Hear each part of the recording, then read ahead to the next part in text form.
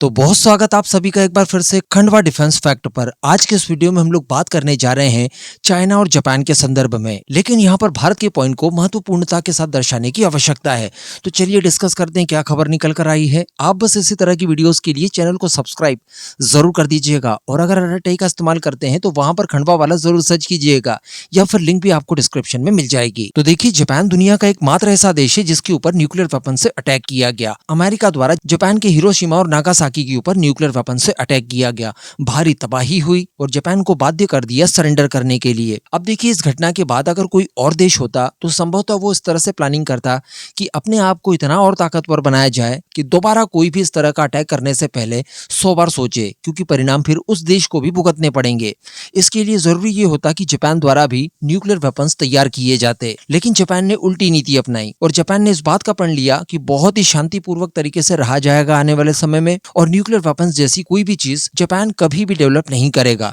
Even जब भारत ने 1998 में अपने न्यूक्लियर प्रोग्राम को टेस्ट किया तो जापान सबसे बड़ा विरोधी साबित हुआ और जापान ने भारत के ऊपर प्रतिबंध भी लगाए। लेकिन जापान इस बात को भूल गया कि वो कितनी भी अच्छाई के मार्ग पे चल रहे, लेकिन जो उसका नेबरहुड है वो उसकी इस फीलिंग को नहीं समझेगा। बात की जाए अगर जापान के नेबरहुड की, तो देखिए वैसे तो कोई भी उसका सगा संबंधी नहीं है, साउथ कोरिया तक नहीं है, लेकिन अगर साउथ कोरिया को छोड़ भी दिया जाए तो नॉर्थ कोरिया, रशिया और चाइना जैसे तीन बहुत ही शक्तिशाली देश उसके नेबरहुड में हैं और तीनों के तीनों उसके राइवल हैं। अब आप सोचिए कि जापान बिना न्यूक्लियर वेपन्स के इन तीनों ही देशों के साथ एक साथ कैसे मुकाबला कर सकता है, वो भी तब जब बहुत ही छोटा सा देश है और ये तीनों देश लगातार अपनी ताकत की वृद्धि करते जा रहे हैं। ऐसी परिस्थिति में बहुत जरूरी हो जाता है कि जापान भी अपने आप को वापस से शक्तिमान बनाने की कोशिशें करे और इसके लिए न्यूक्लियर वेपन्स जरूर डेवलप करे। हालांकि जापान ने कभी ऐसा कोई रिवील नहीं किया और वो अभी तक अपने उसी प्रण को दोहराए हुए है कि देखिए हम न्यूक्लियर वेपन्स तैयार नहीं करेंगे, और अमेरिका के भरोसे ही उसने अपनी सिक्योरिटी छोड़ रखी है। लेकिन एक्सपर्ट्स का मानना है कि जापान आने वाले समय में न्यूक्लियर वेपन्स जरूर तैयार कर सकता है, क्योंकि जियोपॉलिटिक्स जिस तरह की बदल रही है, अमेरिका जिस तरह से अप्रासंगिक होते जा रहा है,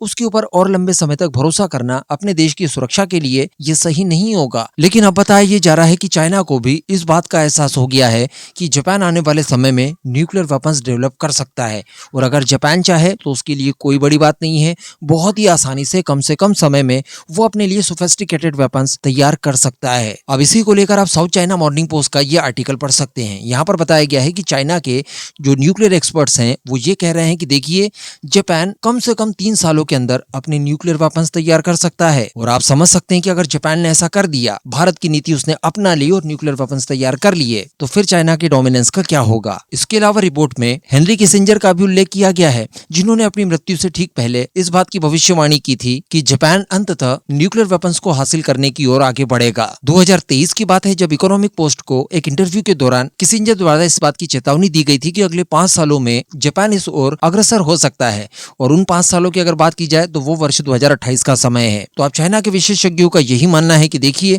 जापान के पास 3 साल हैं और इस दौरान वो न्यूक्लियर वेपन्स तैयार कर सकता है, और यहाँ पर अब चाइना ये प्रयास करेगा कि जापान को इस काम से रोका जाए ताकि वो न्यूक्लियर वेपन तैयार न कर पाए। हालांकि मैं एक बार फिर से आपको बता दूं कि जापान ने रिसेंटली यानी 18 दिसंबर के दिन ही इस बात की पुष्टि की कि उनका देश 2 दशक पहले लिए गए अपने प्रण के ऊपर कायम है और वो किसी प्रकार से न्यूक्लियर वेपन्स को तैयार वगैरह नहीं करेंगे। लेकिन हम सभी जानते हैं कि परिस्थितियां कैसी है इस समय, और अगर जापान ने न्यूक्लियर वेपन्स तैयार कर लिए तो उसके बाद फिर क्या होगा। तो यहाँ पर दोस्तों मैं आपको ओपिनियन जानना चाहूंगा, क्या भारत की तरह अपने सेल्फ डिफेंस के लिए जापान ने न्यूक्लियर वेपन्स तैयार करने चाहिए, या फिर उसने अपनी सिक्योरिटी अभी की तरह अमेरिका के ऊपर ही लंबे समय तक और छोड़ देनी चाहिए। नीचे कमेंट करके अपना जवाब जरूर दीजिएगा।